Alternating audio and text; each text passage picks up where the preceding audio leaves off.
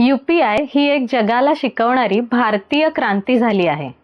पूर्वी सुट्टे पैशांची चिंता असायची, पण आज फक्त QR स्कॅन करा आणि झालं पेमेंट.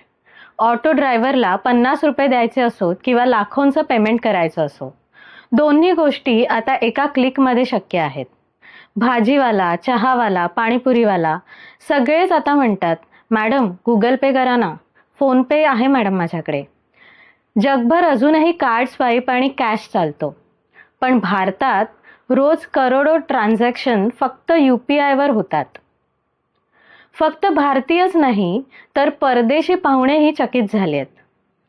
जर्मनीचे डिजिटल मंत्री वॉकर विसिंग यांनी भारतात भाजी घेताना UPI वापरून पैसे दिले आणि म्हणाले, फॅसिनेटिंग. जर्मन एम्बेसीने भारताच्या UPI सिस्टीमला यशोगाथा म्हटलंय. आज सिंगापूर, फ्रान्स, इंडोनेशिया यांसारखे देश सुद्धा भारताचा UPI मॉडेल एक्सेप्ट करतायत.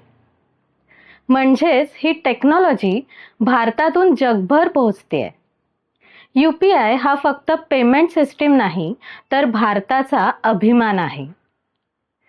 सोपं, सुरक्षित आणि जगाला शिकवणारं. तुम्हालाही नाही का वाटत, डिजिटल इंडिया खरं तर UPI मुळेच जिवंत झालंय? अशा विविध प्रकारची माहिती जाणून घेण्यासाठी साहित्य मराठी चॅनलला नक्की फॉलो करा.